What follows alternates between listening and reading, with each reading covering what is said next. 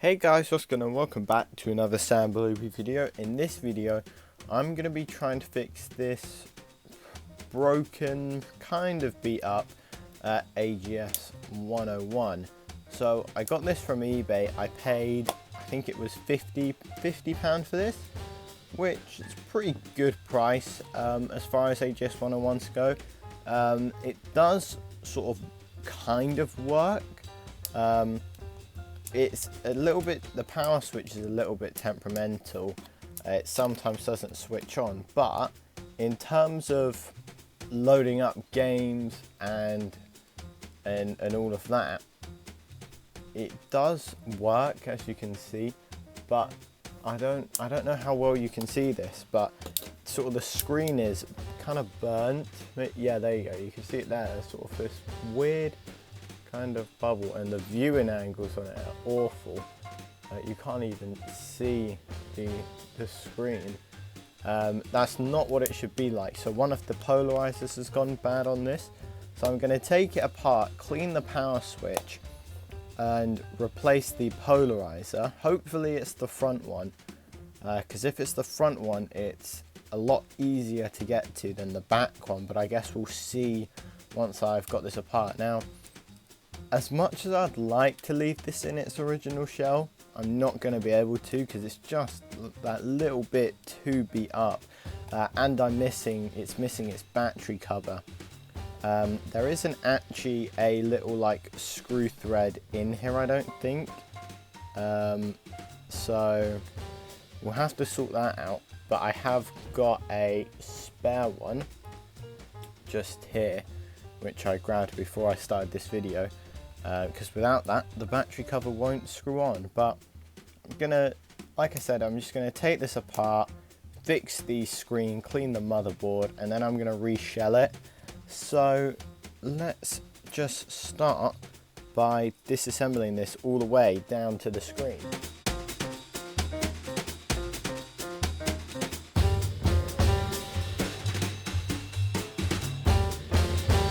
There we go, that is our screen. It's definitely an original screen, which is good to see. I don't really know the sort of proper way to tell if a screen's genuine, but you can usually just get a pretty good idea just looking at sort of the back of the screen, just by a serial number, sort of the wear and the dirt that's on it. And this sort of black film piece here is not on any fake AGS 101s. So if your screen has got this sort of black box here, that's the back of the screen, by the way. That's not actually the screen. It's just a black box. If it's got that, then it's definitely genuine. But let's see, this is where I'm really stuck, because I'm not sure if it's the front polarizer or the back one or what. We're gonna have to disassemble the screen somewhat.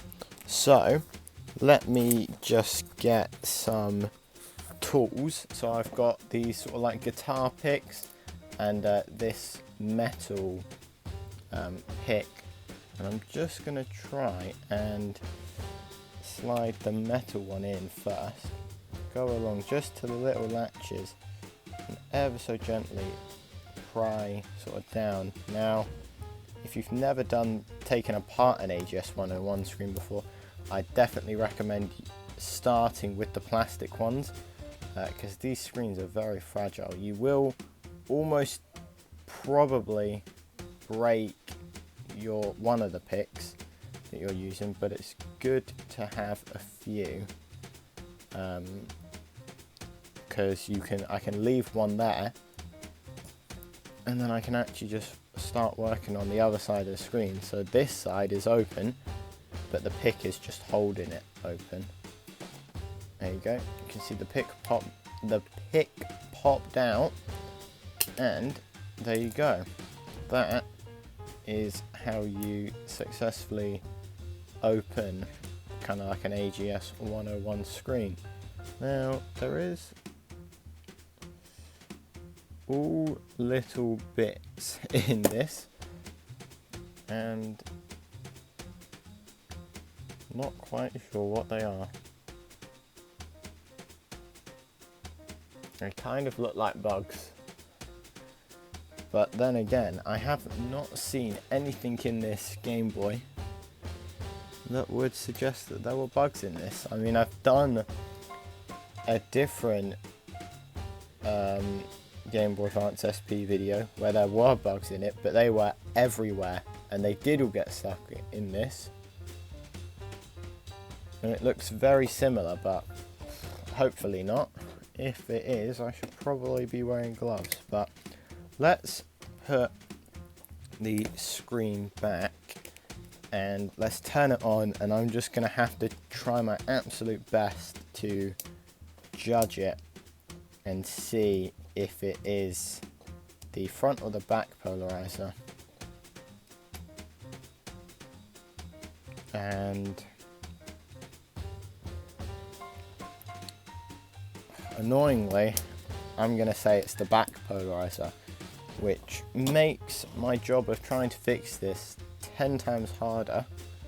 But then again, I guess we will see if there's anything else inside this Game Boy screen. So let me lower down my camera so you can see. Basically, we've got this white plastic frame and this metal sort of casing, and we want to unclip the metal casing from the plastic. So once again, slip the pick in, got it sort of pushing out, and then I'm going to smooth sides and do the exact same thing.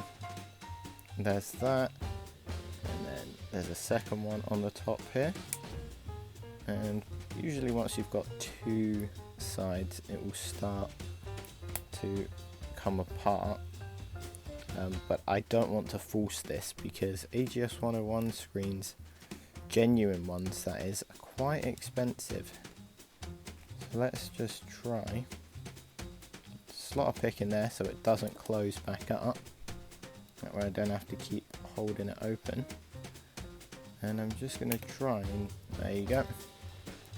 So we can fold this forward, and now this is where it gets a little bit tricky. So it's very important to remember in which order all of these films come out. So this reflective one actually goes that way.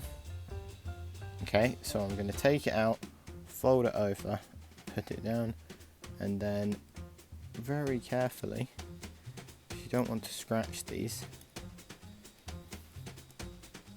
just want to pick this quite thick, like clear bit of plastic, and put that down, and then there's sort of like a matte film, which is this one. This one scratches very easily.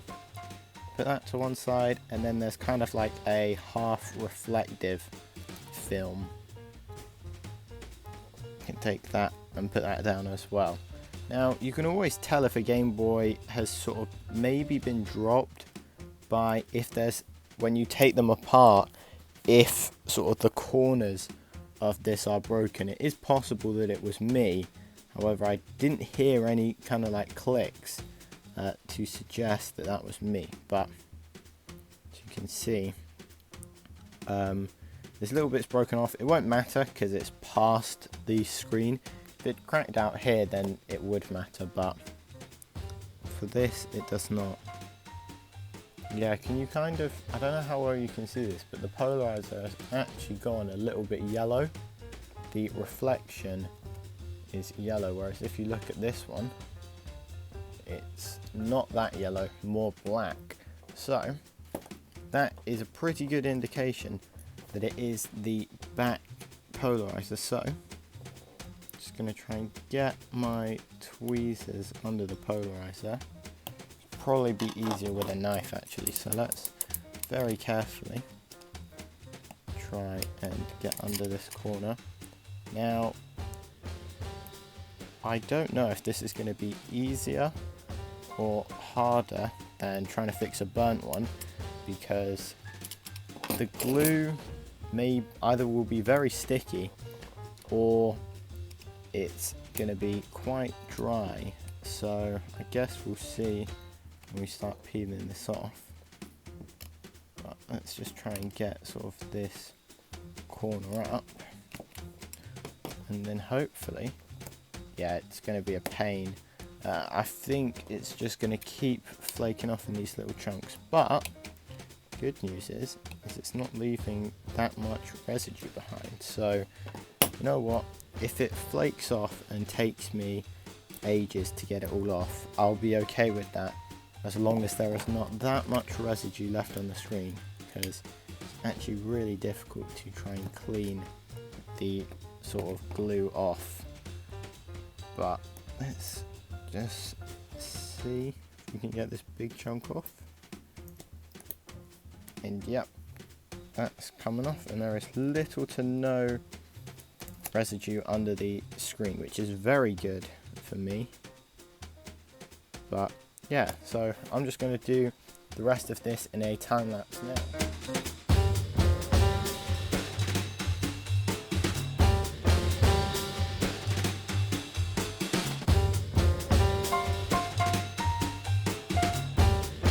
So this is where it gets a little bit awkward. So basically what I need to do is I need to half put the screen back together with all of the layers in the right place, but I can't put them in this plastic frame bit because I need to have the screen on so I can slide the polarizer in and get the correct orientation. Plus I need to know if this screen still works, which I can't do unless I've got all of these films in place. So just gonna try and bundle them all up like this and stick them loosely just in sort of this back housing. Fold the screen over like that, and that should hopefully be a big enough gap to get the polarizer film in there. But this is quite an awkward thing to do. There you go, like that. So we can take the motherboard, plug our screen in. Now this is kind of the moment of truth because it is quite easy to muck up this ribbon cable, but we've still got light. That's a good sign. Then if I take the polarizer and slide it in, oddly there is actually an image there, but I can slide this in, and as you can see the screen is still working, and it's really kind of awkward to judge because all of the colours are a bit funny because the screen isn't reassembled properly. The light isn't really bouncing off of it the sort of way it should, so it always looks a bit funny. But I'm probably gonna say that is the best kind of orientation. So this is where it does get even more tricky, because now I need to try and cut this shape out whilst not moving it, if that makes sense. So basically I'm going to try and set this down, get my scissors and just try and cut sort of at the same angle as the screen. So let's just go sort of here, and that is all I need to judge it. So I can turn this off, take this out, and then that line is the top angle. So then I just cut everything else around that, and then we'll be good. So let's just cut there and here, and then I'm going to try and measure it on the screen. So you need to disconnect this and then take all the layers out again, just so I can cut the polarizer to the right size. But yeah, it's a bit fiddly to do, but it is doable.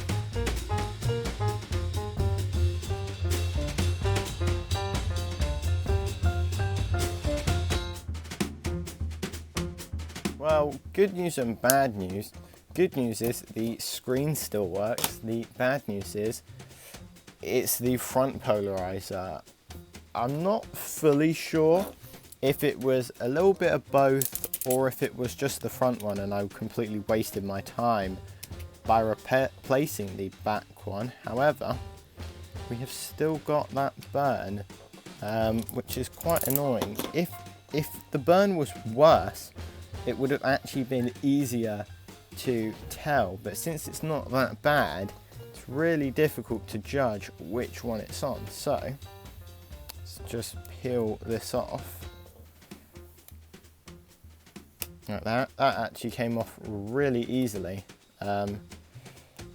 Yeah, I mean, again, you can kind of see well, not really on camera, but you can kind of see a slight yellow tint on the polarizer, but maybe it was both. Hopefully I didn't just completely waste my time, but if we can actually get the Game Boy to switch on, you can just take an off cut and see that, yep, the screen itself is fine, and it does appear that it was the front polarizer after all. You can see there is no yellowing whatsoever there, but I guess we're just going to do the same thing again, just cut a new one and stick it down. So let's do that now.